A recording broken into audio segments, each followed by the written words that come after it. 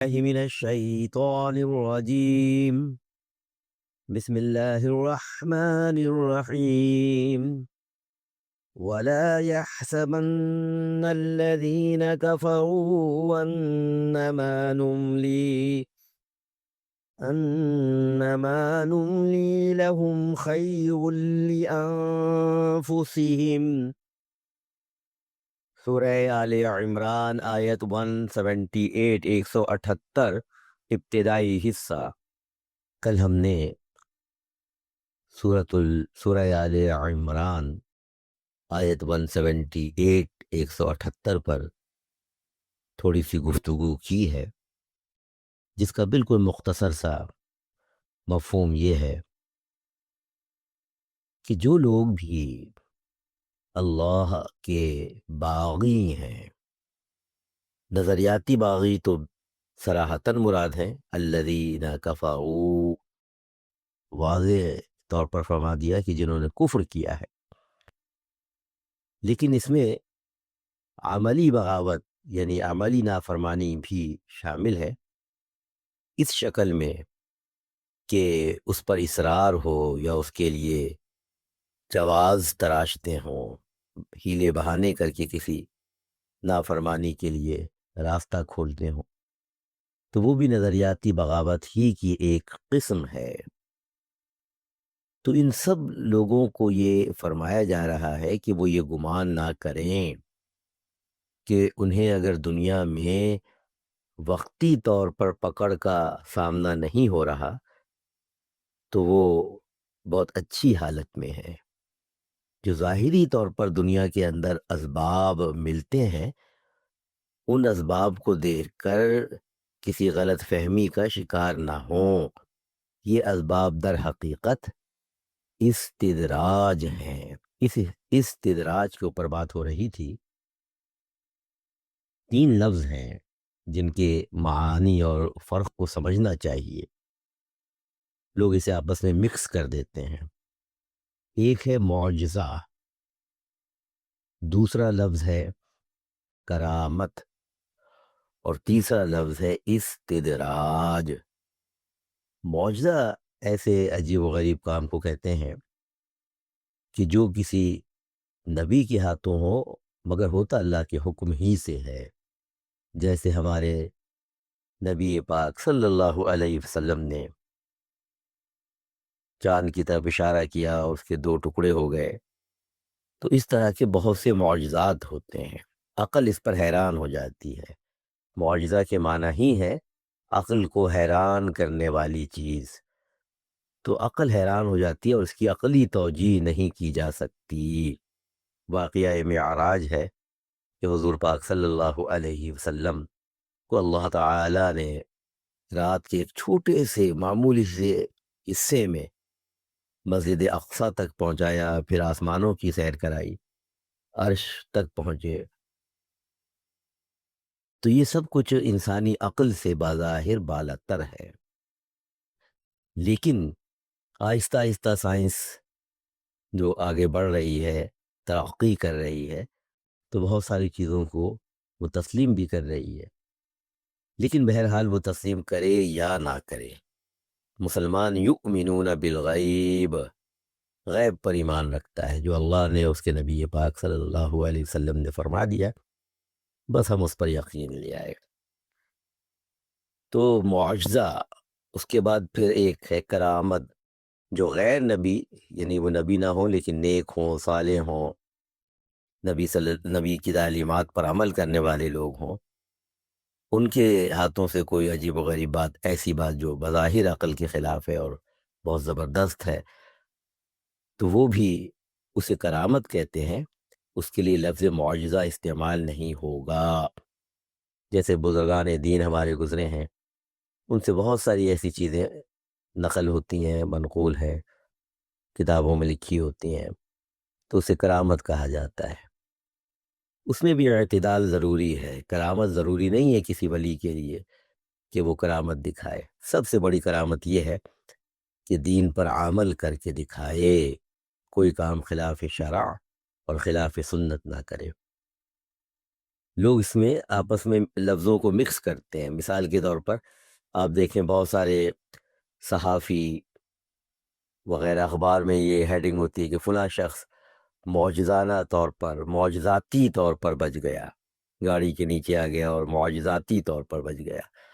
تو معجزہ کا لفظ غیر نبی کے لیے استعمال نہیں کیا جاتا، نہیں کرنا چاہیے. اور تیسری چیز ہے استدراج، کہ یہ بڑے بڑے کافر ہیں اور یہ کفار کی طاقتیں ہیں، طاغوتی طاقتیں، یہ بظاہر اگر دنیا کے اندر خوب مزے کر رہی ہیں. دجال کے بارے میں روایات میں آتا ہے کہ وہ جو ہے بہت عجیب و غریب چیزیں دکھائے گا. تو ان چیزوں کو دیکھنے کے بعد اس سے متاثر نہیں ہونا چاہیے، کیونکہ یہ ان کے لیے ڈھیل ہے، اور یہ ڈھیل جب ختم ہوگی تو پھر واضح طور پر منظر نظر آئے گا کہ کیا حشر ہو رہا ہے اور کیا انجام ہے. تو اسے جو استدراج کہتے ہیں. اب آپ نے سورۃ البقرہ میں یہ پڑھا ہے. سورۃ البقرہ میں جب ہم پڑھ رہے تھے تو میں نے اس پر کافی گفتگو کی تھی. یہ آیت نمبر 15 ہے سورۃ البقرہ کی. وَيَمُدُّهُمْ فِي طُغْيَانِهِمْ يَعْمَهُونَ، اور ان منافقین کو ان کی طغیانی میں ہم ڈھیل دیتے ہیں. یعمہون، کہ وہ بھٹکتے پھر رہے ہیں. یعمہون، اس لفظ پر میں نے بات کی تھی کہ جان بوجھ کر بھٹکنا، یعنی گمراہی کو جان بوجھ کر جب اختیار کیا جاتا ہے قصداً، شعوری طور پر اور مستقل طور پر، تو اسے یعمہون کہتے ہیں. تو آج اگر ہم اپنا جائزہ لیں، میں بھی، آپ بھی، ہم سب، کہ ہم بہت ساری باتوں کو جانتے ہیں کہ یہ چیز بالکل غلط ہے، قرآن کے خلاف ہے، احادیث صحیحہ کے خلاف ہے، لیکن قصداً جان بوجھ کر اس کو اختیار کر لیتے ہیں. اور ایسا نہیں ہے کہ کبھی کبھار، ایک روٹین کے اندر مستقل بنیادوں پر وہ چیز چلتی رہتی ہے. اور اس سے بھی بڑا ظلم یہ ہے کہ اس کے لیے پھر جواز تراشنا شروع کر دیتے ہیں کہ کسی طرح سے اس کو صحیح ثابت کیا جا سکے. یہ سب چیزیں نظریاتی بغاوت میں بھی آتی ہیں. عملی تو اس وقت ہے کہ کبھی کبھار کر لیا یا کر لیا تو اس پر افسوس ہے، استغفار ہے، تو وہ صرف نافرمانی ہے. لیکن اس کو حلال سمجھ کے کرے، اس کو صحیح ثابت کرنے کی غلط سلط دلائل سے کوشش کرے، تو یہ تو ایک طرح سے اللہ تعالیٰ کا مقابلہ ہو جاتا ہے کہ وہ ایک چیز کو منع فرما رہے ہیں اور ہم اس کے لیے جواز تراش رہے ہیں. تو بہرحال اس پوری آیت کو ہم آج اپنے معاشرے پر فٹ کر کے لاگو کر کے دیکھیں کہ اگر کوئی شخص نافرمانی کے باوجود ترقی کر رہا ہے تو یقینی طور پر یہ اس کے لیے بہتر نہیں ہے. یہ پکڑ کی ایک قسم ہے کہ اس کو دے کر اللہ تعالیٰ ایک آزمائش میں اس کو مبتلا فرما رہے ہیں، اور اس کی پھر سخت پکڑ ہوگی. تو فرمایا کہ ان کو یہ بتا دیجئے کہ وہ یہ گمان نہ کریں. اب یہاں پر اس آیت میں ایک پوائنٹ اور ہے کہ میں چاہتا ہوں کہ اس کو ذرا ہم دیکھیں کہ آیت نمبر 176 میں، 176 میں عذاب عظیم کا لفظ ہے. یہ آیت آپ پڑھ چکے ہیں. اس کے بعد آیت 177 میں، 177 میں عذاب علیم کا لفظ ہے، دردناک عذاب. اور آج والی اس آیت میں، اب اس کا دوسرا حصہ ہم کل بات اس پر کریں گے، لیکن اس کا اختتام ہو رہا ہے عذاب مہین، رسوا کرنے والا عذاب. بے عزتی ہوگی اس عذاب کو دیکھ کر. تو اب یہ تینوں الفاظ ایک خاص بات کو ظاہر کر رہے ہیں، اور وہ یہ کہ اللہ تعالی جہاں بہت مہربان ہیں، بہت رحیم ہیں، بہت رحمان ہیں، بہت شفقت والے ہیں، لیکن وہیں وہ انصاف کے تقاضوں کو پورا فرماتے ہیں.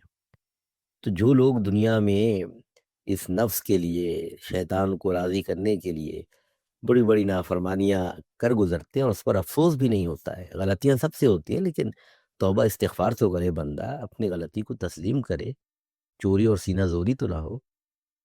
تو ایسے لوگوں کے لیے پھر فرمایا کہ میرا جو عذاب ہے وہ بہت عظیم ہے، علیم ہے، مہین ہے۔ تو وہ اپنے عذاب کی وضاحت، اس کی تشریح بھی فرما رہے ہیں تاکہ لوگ ڈریں، ڈرانے کے لیے ہے۔ تو اس پہلو کو بھی پیش نظر رکھنا چاہیے تاکہ ہم محتاط زندگی گزاریں۔ تو کل اس آیت کے دوسرے حصے پر گفتگو ہوگی۔ اللہ تعالی ہمیں توفیق عطا فرمائے۔ وآخر دعوانا ان الحمد للہ رب العالمین۔